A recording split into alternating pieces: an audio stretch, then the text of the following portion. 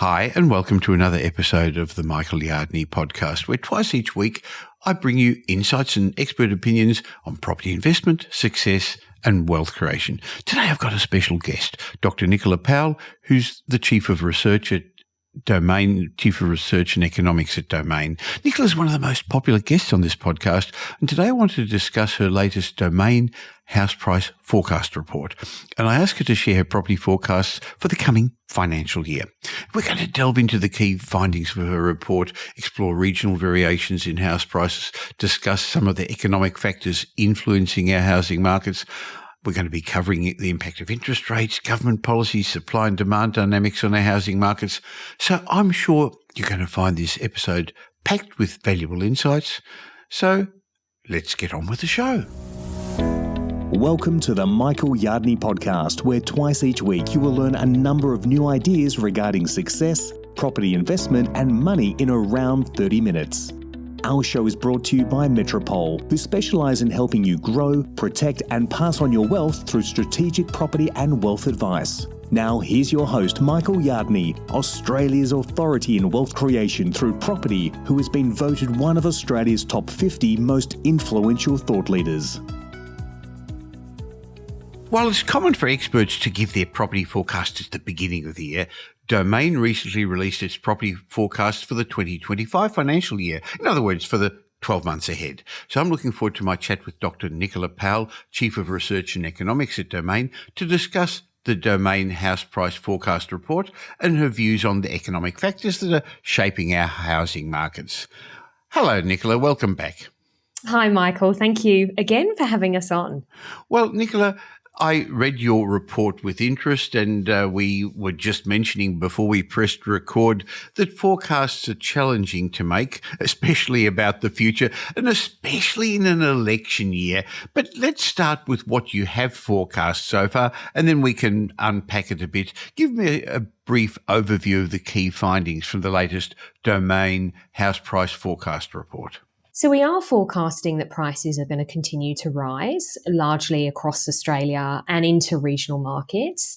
What we are forecasting, though, is the pace of price growth is going to be slower than what we recorded over the FY24 financial year and the 2023 calendar year. We're expecting record highs across many cities. I will remind listeners that while we are forecasting growth, it is certainly not as strong as what we were seeing. And I really think that that's that affordability barriers playing out. We are anticipating that Perth is going to continue to be the stronger performer. So we've got a forecast of between 8 and 10% house price growth. Across Australia, it averages out at between 3 and 6% increase. But again, some of those leading cities are going to be Perth leading, Adelaide 7 to 9%, but even Sydney is going to be up there between a 6 and 8% increase in house price. Now, some people who haven't experienced cycles before would think, well, that's not much, but I'm much happier with those sort of increases than the very large double-digit growth that some of the markets have experienced recently, Nicola, because what that means is it's not going to set us up for the downturn that's eventually going to come, or the market peak that's eventually going to come. It'll go on a bit longer. This sort of growth is more sustainable, isn't it? Absolutely it is. And, we've discussed many price cycles in our time of doing this podcast together. The thing I've observed in our price cycles is they are shorter, so they're occurring more regularly. In our bigger capital cities, we do see big swings in prices. You tend to see strong upswings and then you do see a deep downturn. But what we always have found is the upswing is more substantial than the subsequent downturn. And I absolutely agree with you. In this environment where we've got much more modest paces of price growth, some of those other cities are seeing, flatline or, maximum of 4% growth. So Canberra is up to 4%, Melbourne is up to 2% growth. So really kind of sideways movement in price. This provides much more sustained rates of growth and is a much better environment to make a better judgment on when to buy and when to sell.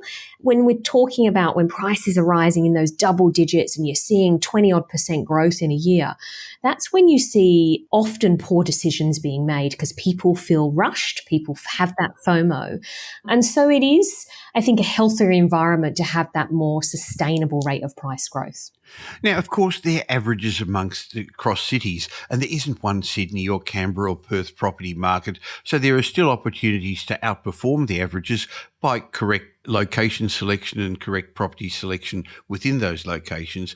But over the last couple of years, there's also been the variance between regional Australia and the capital cities. Obviously, during COVID, regional Australia shot up, property values grew. That was partly because people moved there, but I think one of the things people missed was also people not moving out of regional Australia. Why would you leave Ballarat or Bendigo to come to Melbourne where you'd be locked down? So it was a combination of factors in smaller markets pushing up values. But how do you see regional towns performing moving forward? So regional Australia, we are expecting to see much more subtle movement in price compared to our capital cities. We're expecting stronger rates of growth coming out of the cities. In regional Australia, it's slightly different when you look at regional New South Wales, regional Vic and regional Queensland. So we're expecting regional Queensland to be the stronger performer. But even that being said, we're only forecasting 2 to 4% increase in price, either flatlined or up to 3% growth in regional New South Wales. Regional Victoria is the one that is slightly different.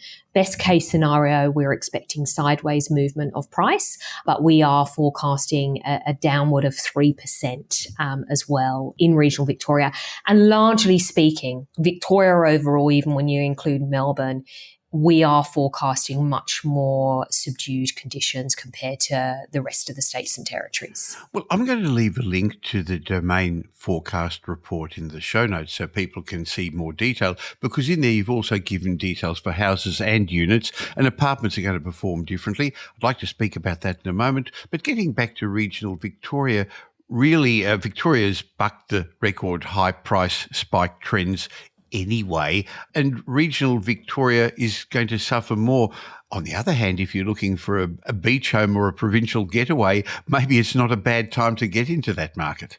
Oh, look, I agree with you. I think these are the periods of time where it gives you that opportunity to perhaps grab a bargain, as they say. And I think particularly when you look towards somewhere like Melbourne, this is a major capital city, still expected to be the largest capital city in Australia in terms of population. But we've seen pretty much house prices over the last roughly 18 months have gone sideways. And I remember when we went out with our previous financial year forecast and we'd forecast flatline growth, and we've pretty much been absolutely correct in terms of what our forecast was for Melbourne. But I remember at that period of time, having those discussions and people going not as convinced that Melbourne was going to flatline. And yet again, we're here and we are forecasting again another period, 12-month period of flatline growth. Highly unusual for a major capital city. And I do think it showcases the different dynamics that Melbourne and Victoria are having overall compared to our other cities. And it showcases that you really need to understand those big drivers of property price cycles and the fundamentals of what's going on. When you have a look at overall supply in Melbourne, it's much higher. It's well above the 5-year average for this time of year. It's had weaker population dynamics. So net interstate migration is still negative. And then it's also seen taxation changes around land tax. All of these things are making a mark on different buyer segments and demand for housing, and it's really created this stagnant period of pricing. That doesn't necessarily mean it's not a bad time to buy, because I truly believe, and I'd be keen for your opinion here as well, Michael, but I truly believe that Melbourne is setting their foundations now to eventually overperform compared to other cities. It will be undervalued, and once buyers really start perceiving that undervalued nature of its housing market, that's when we'll start to see greater rates of price growth.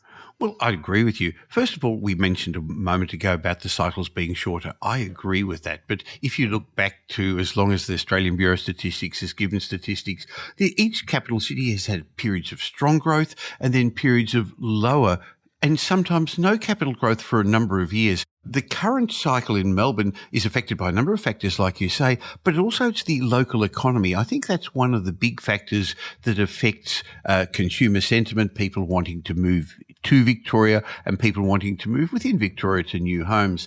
It reminds me, Nicola, and it was before your time in Australia, of the early 90s. There used to be a joke in Victoria, the last person to leave the state, please turn the lights out, because we had a recession we had to have.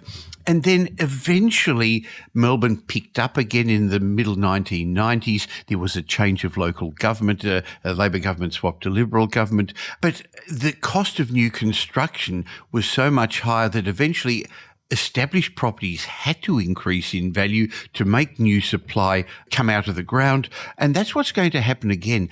Today you can buy apartments in Melbourne significantly below replacement cost, maybe 20-30% below replacement cost, and houses as well.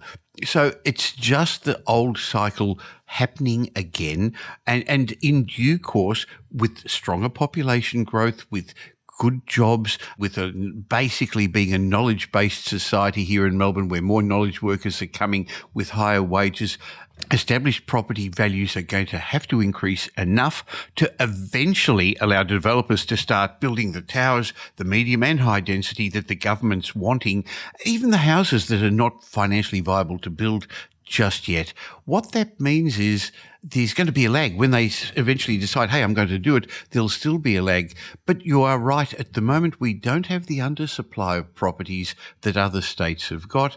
And there's just lack of confidence in the economy, in the government, what's happening with our infrastructure and the taxes. But what's been interesting is we're in an election year, Nicola. So therefore, all the smart forecasts that you have made, and I'm not belittling them by calling them smart, can change as soon as the government starts to seriously tackle the unaffordability problems. They've talked about it in the budget response. So interestingly, there's two things that I think are going to be the big players in the coming election, federal election in just under a year: unaffordability, home affordability, and nuclear power. Two directly opposite things. We can't talk about nuclear power, but I think we can talk about what's the government going to do. Is it going to bring back first homeowner grants? What's happening? That's the federal government. But interestingly, the state governments are following Victoria's lead. In the recent budget, New South Wales has introduced different but similar land tax issues for investors. The Queensland government has created issues with foreign buyers. I think there's going to be a lot of changes that are going to make some of the best laid forecasts have to be revisited, Nicola.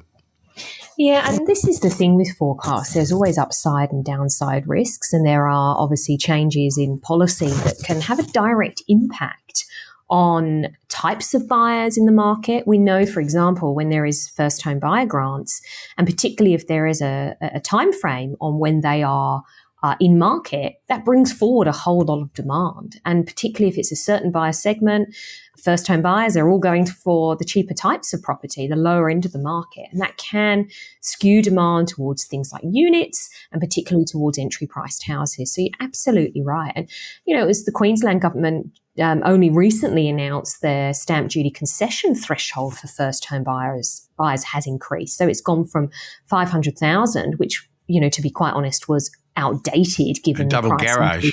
yeah, literally. But they've increased it to 700,000. So that does capture a wider pool of areas that first home buyers can avoid paying that stamp duty, which, as we know, adds thousands of dollars to the transaction costs.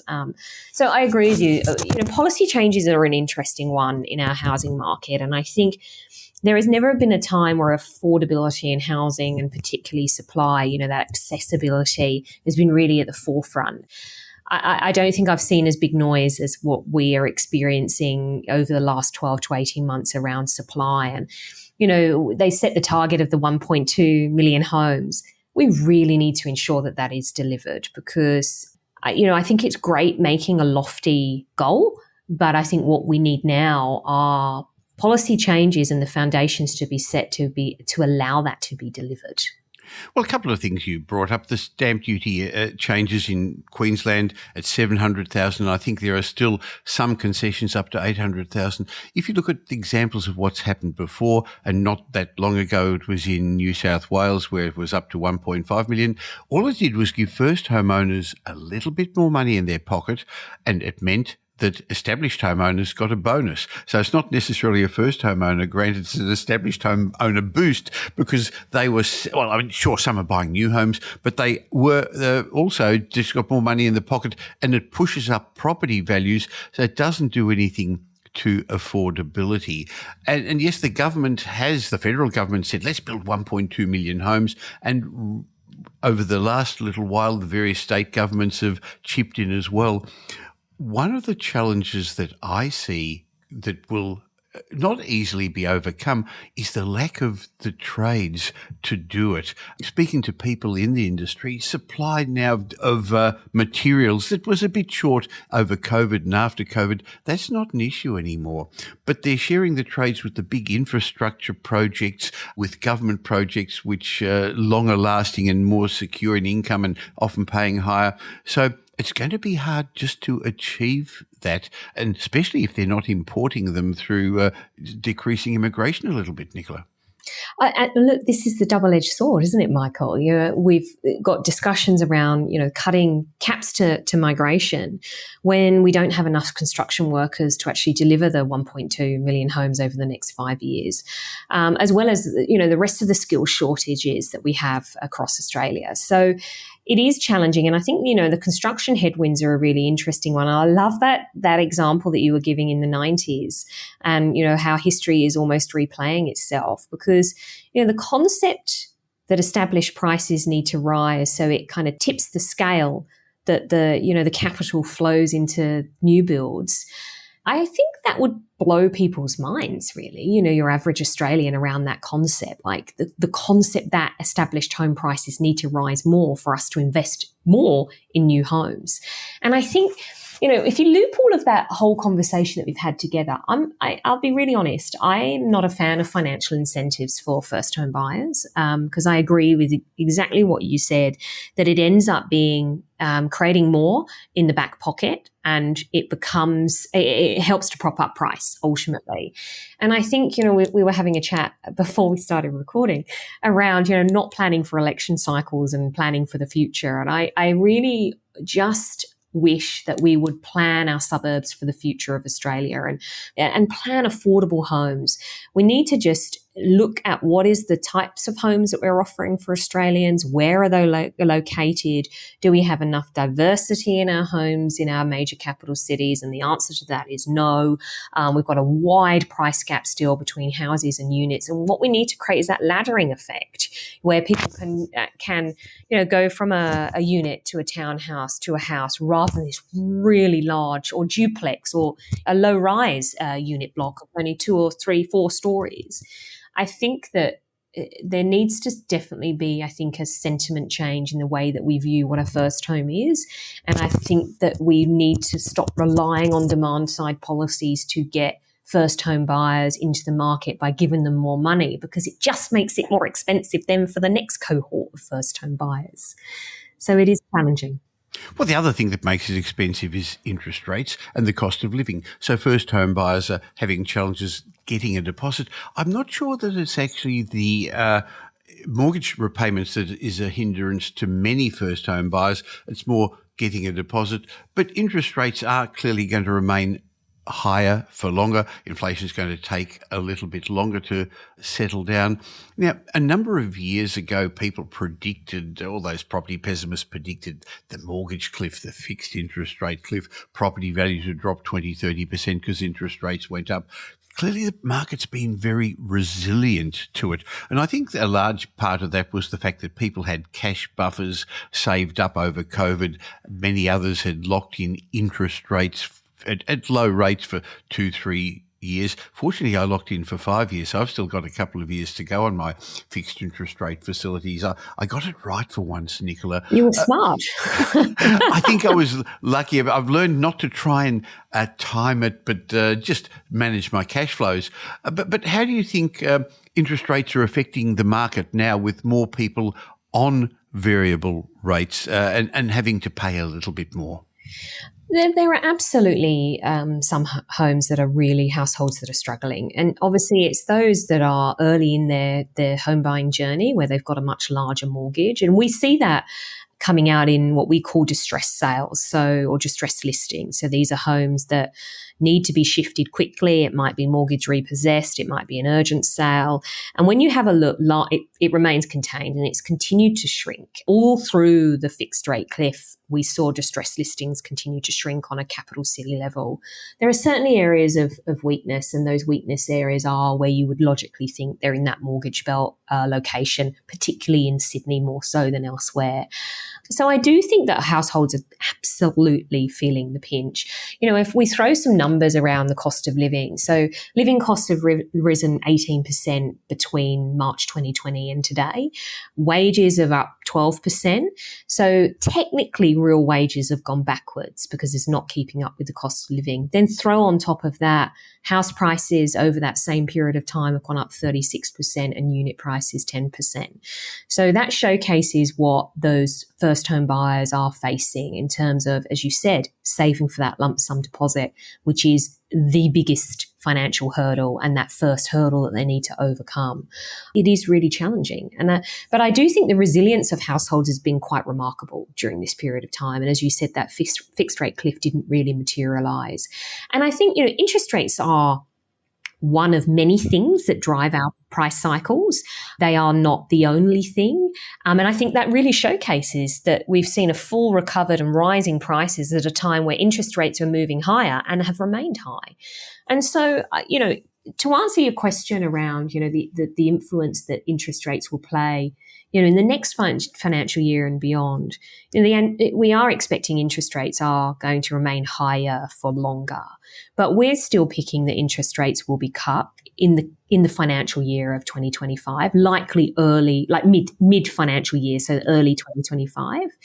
Obviously, that's going to be improved borrowing capacity. But I think how it's going to play out in the housing market is, I think we're going to have a number of rate cuts to really kind of improve sentiment and really help borrowing capacity. Obviously, you've got stage 3 tax cuts too, which is also going to help borrowing capacity. And the way I like to describe it is stage 3 tax cuts could mean an extra auction bid or two. And on that broad scale, that could help to provide a little bit of momentum to our housing markets. But I think going back to the interest rate story, we've been very gloomy as consumers, Australians, which is understandable. It's been a very tough time, I think, for all of our household budgets. I think once we start to see the cash rate being cut, what's likely to happen is that's going to flow into a more positive consumer sentiment. And I think once we see that consumer sentiment lift, it's going to be amplified through our housing market because sentiment and housing transactional activity are related. And once we see an improvement in how Australians feel about the economy, they are much more likely to make those big ticket items, such as buying and selling a home. And so I do think that could provide an upward momentum. Once we see the cash rate being cut, that's going to be a key turning point. Part of me does wonder whether, the RBA have that in the back of their minds as well, because if they do start to cut the cash rate too early, where we've already got prices rising, is it adding fuel to the fire? Oh, I'm sure you're right, because it will be inflationary because we're going to start spending more, not just on homes, but on other items. I think the other factor is that serviceability is constrained currently because of APRA's 3% buffer on top of interest rates. That was put up at a time, and correctly so, when interest rates were at historic lows. However, I think today APRA should consider bringing it back to the sort of levels they did before. So lower interest rates together with a bit more serviceability, together with a bit more money in people's pockets, is going to be the thing that pushes up the market. I agree with you. But I don't think if you're thinking about buying a home, which is going to be for many, many years, or as a property investment, which should be for decades, that should actually make you think, hey, this is a window of opportunity. I should be getting in the market now before the herd comes back and before I have more competition. And that's particularly, I also agree with Melbourne, that Melbourne is it depends which measure you take, but they've changed the boundaries. Australia's largest capital city is going to get the benefit of lots of people coming to it, lots of immigrants from overseas, even if it's not interstate migration. And that's going to underpin our property values, and they've got to catch up again, which basically means you can buy things below intrinsic value. I don't like using the word market value because the market value is whatever the market's paying now, but you couldn't replace it at today's cost. I remember we just recently purchased an investment apartment for a client, and we advised them, hey, by the end of this year, Perth will have done better than Melbourne. By the way, if you bought in Brisbane, would do better than Melbourne in the next 3 months, in the next year even. But over the next 5 or 6 years, or next 2 or 3 years, you're going to get a free kick. You're going to get the uptick, and then it's going to have the long-term growth.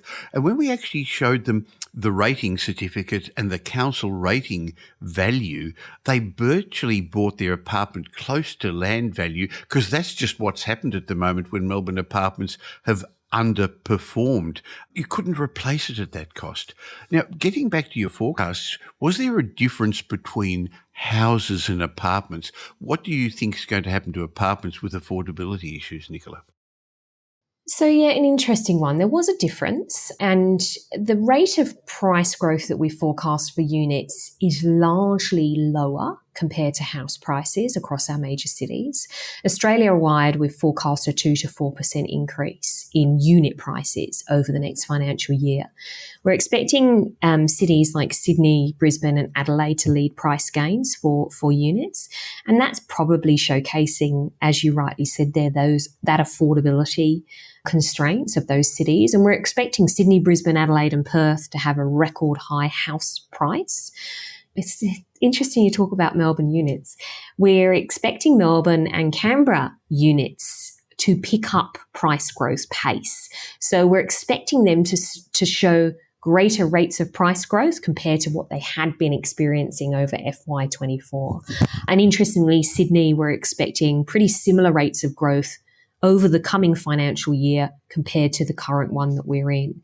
So I do think the Sydney, Melbourne and particularly Canberra, there are 3 highest priced markets. I think it is a little bit of affordability barriers. I think what we're likely to see as well is there'll be units in certain areas that will absolutely outperform, because that's about the quality of stock, owner-occupier versus investor-led unit stock. And, you and I both know it's about those foundations of what is that point of difference for that unit to, see those stronger rates of growth over the longer term. But I do think it's interesting that Melbourne and Canberra are the only cities that unit price growth is expected to be higher than that of houses.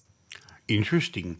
So when we talk about forecasts, most people forecast for 12-month periods. Having said that, I think as a property investor, you shouldn't really be fussed where interest rates are going to be in 3 months or 6 months, or where the market's going to be in 12 months. You really should be thinking about what's going to be driving our property markets over the next 10 years or so. So while lots is going to change in the next decade, Nicola, I think a number of things are going to remain the same. I think that's should give people the confidence that if their finances are right, that they should take advantage of this window of opportunity. Nicola, there's going to be 1 million more people in Australia in the next 3 years, and then another 1 million people in the 3 years after that, another 1 million in the 3 years after that. So I think one of the strong fundamentals that's not going to change is Australia's population is going to keep growing. I think that's also going to mean we're going to have a lot more congestion on our roads, which means location and accessibility to good amenities and public transport is going to be more and more important, proximity to the right neighbourhood. I think all that's going to underpin property values. They're going to keep increasing, but they're going to do cyclically as they always have. And the cycle is going to continue. And I think they're shorter, like you said before. People talk about an 18-year cycle, a 7-year cycle. No, I think they're more like about 4 years nowadays, Nicola. Would you agree with that? They've shortened. Absolutely. I think you're right there. I mean, typically, we would have seen a cycle 7-8 years, but I think much more regularly now for 4-5 years. Absolutely. And I agree with you. When you look at those long-term fundamentals, I think some of the things that we're going to see change is I do think we'll see more subdivisions of, RZ1, so there's single residential blocks. I think we'll see more townhouses. We'll see more dual occupancies. We'll see a lot more of that missing middle of affordability, and our cities will become denser. I don't mean it's going to see, hundreds of high-rise tower blocks of, 15 stories. I think that what we'll see is, particularly in those middle ring suburbs, more terraced homes, more townhouses, dual occupancies, because we do have large blocks, particularly in some of our bigger cities. We do have large homes. And I do think that that's one of the fundamental things. We know that it's cheaper to infill and put density around infrastructure that is already there than continue to urban sprawl. And I do think things like, you're already seeing it now, repurposing of commercial buildings, repurposing of schools into homes, because it's interesting where schools are needed now are different to where they were, 40 years ago.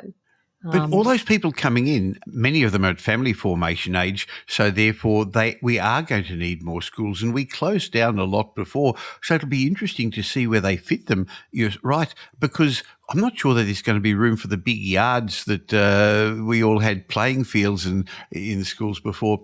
I think one of the other things that won't change, though, is Australians are going to continue to aspire to home ownership. That'll underpin our property markets. If you think about it, a large percentage of the migrants coming to Australia also aspire to home ownership. In fact, that's one of the reasons they've come to Australia. I agree that more of us are going to be living in medium and high density apartments. I think the other big thing is Australians will continue to invest in real estate. Different to overseas, many Australians are going to try and secure their financial future through property investment.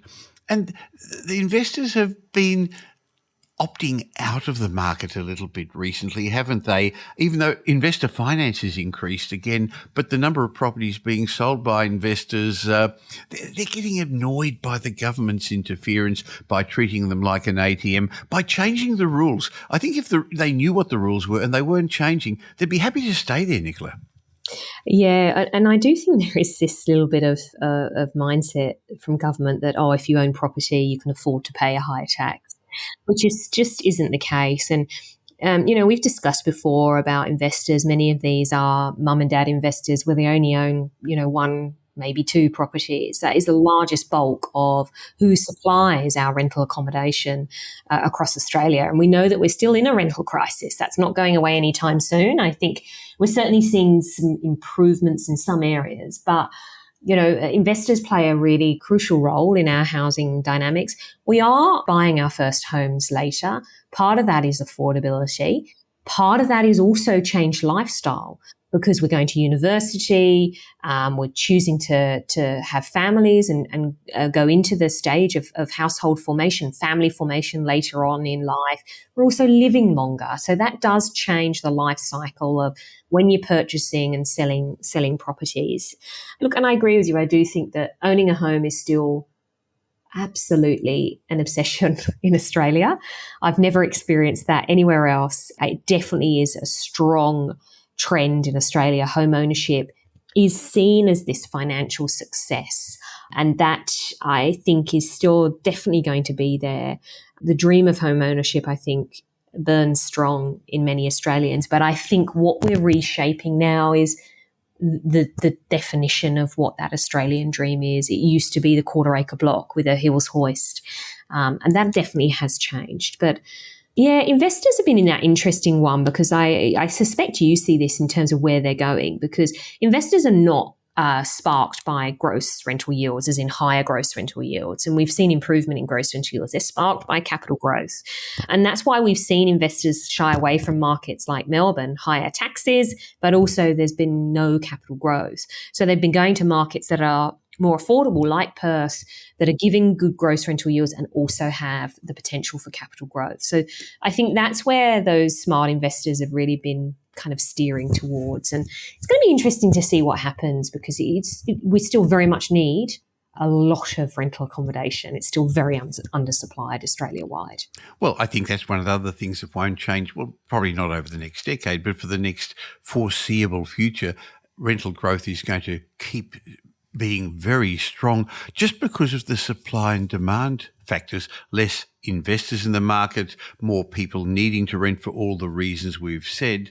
But I think one of the other things that won't change is the property pessimists will be out there telling us that property market's going to crash, don't invest, look elsewhere. Having said that, there's never really been a crash. There have been downturns. We spoke about that a couple of years ago when people worried there was going to be a crash. I can't see that happening. The market's too big to fail. And I'm not saying that just because the government and the banks won't let it, but they won't. But there's close to $11 trillion, $10.7 trillion worth of residential real estate. And overall, there's only about $2.2 trillion worth of loans. And I'm saying only, but that's a 21% loan to value ratio. About 50% of homeowners don't have a mortgage. And a lot of them who bought their houses 10, 15, 20 years ago, they've got huge equity in their homes. So I can't see our property markets failing. Don't pay attention to the pessimists. They've actually been a little bit quieter recently, but they're still out there, Nicola. Oh, I think they always will be. But I think it's important to remember that, we know that property prices go through cycles, and they do go through these periods where they moderate in terms of their price. I think it's actually very hard to pick a price cycle, and it's natural human behavior where we want to sell at a peak price and purchase at the low point. That's really hard to do because there's many property cycles going on, hundreds in a capital city. It's always that view that property needs to be seen as that longer term investment. I'm not a believer in these flipping of homes and owning it for the short term. I think that you need to, for me, my own personal choice is I see property as a way to build long-term financial security for my family. Definitely. Hey, that's a really good way to finish off our conversation. Having said that, if we look back at your forecasts in previous years, they've been very accurate.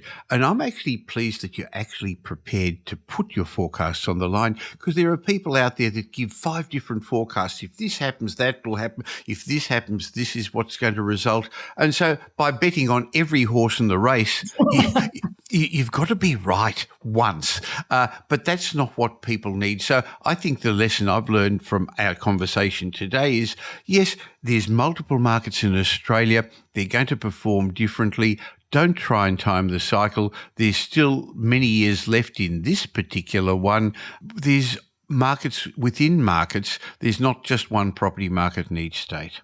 Nicola, thank you very much. I'm going to leave a link to the Domain forecast report, and there's a number of other great reports on Domain as well. I look forward to catching up with you again real soon. Thanks, Michael.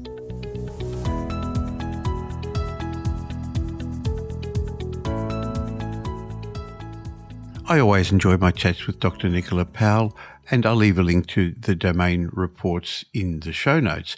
But if you don't currently subscribe to this show or follow it, and you'd like to get information like this twice a week, please just stop before we get on to the next segments of the show and subscribe on whatever podcast app you're following this on, or if you're listening to it on YouTube, do that there as well. And you could always leave a review.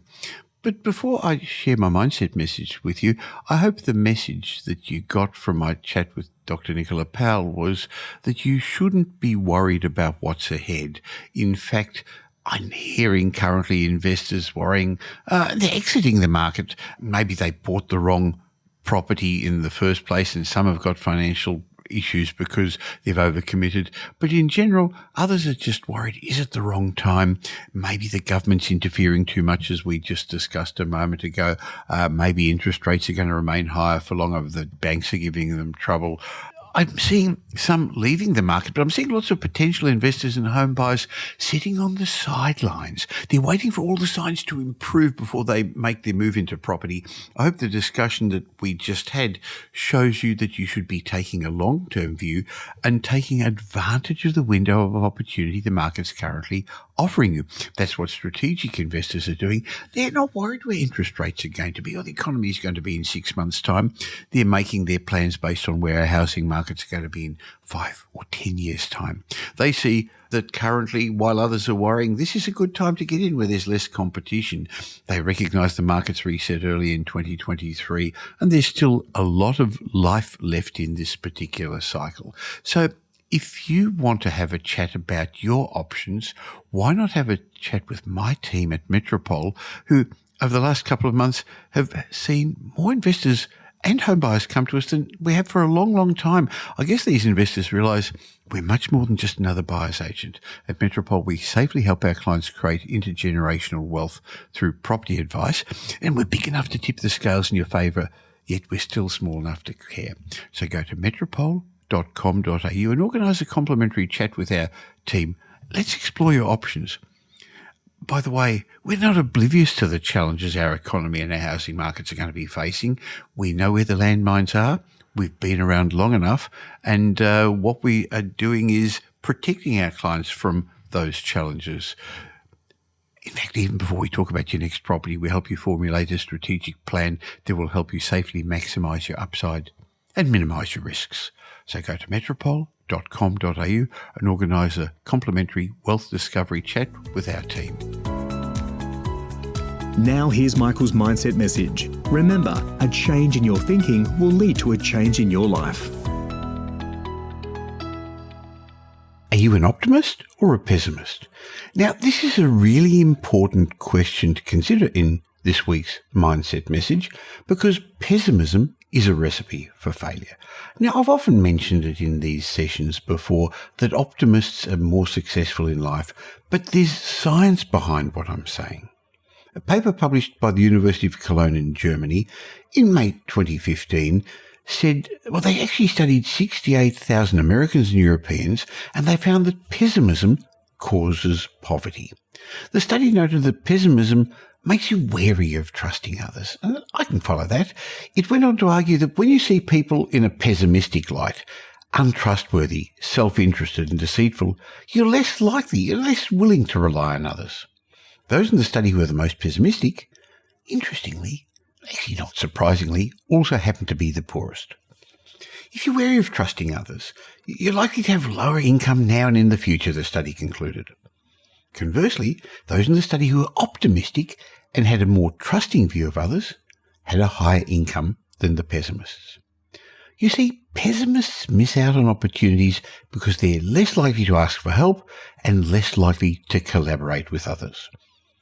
I've just realised that no one succeeds on their own. I've written about this often. I've podcasted about this before too. You need a team of people around you. You need others who believe in your cause in order to succeed. It's virtually impossible to succeed on your own. The most successful self-made millionaires have dedicated a team of people around them. Think of Richard Branson or Elon Musk. Interestingly, they also happen to be the most optimistic people to work for. Their unbridled optimism infected everyone around them like a virus. So if you're a pessimist, you're literally sabotaging your life. You're pushing the very people you need away, and you're left with no choice but to rely on yourself.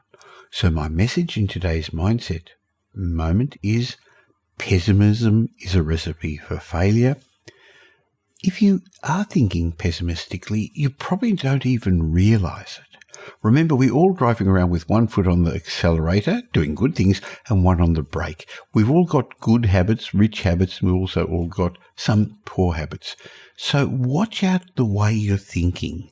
And are you a glass half full or a glass half empty person? If you want to be successful in any area of your life, you've got to become optimistic, not pessimistic.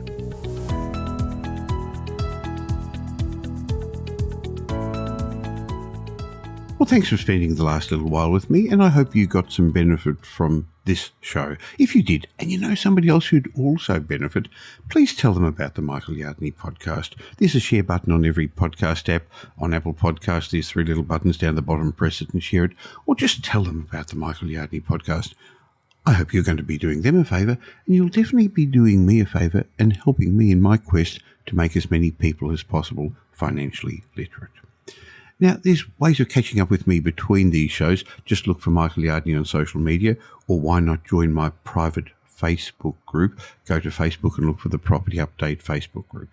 And I have a way of saying thank you to you for subscribing to this podcast, go to podcastbonus.com.au. There'll be a link in the show notes, podcastbonus.com.au, where you can get a bunch of ebooks and reports, my way of saying thank you. And when you've got time, why not listen to some of the old podcasts? There's individual lessons in each of those that I think would be helpful for you. I'll be back again real soon. In the meantime, have a great week. Make it a great week.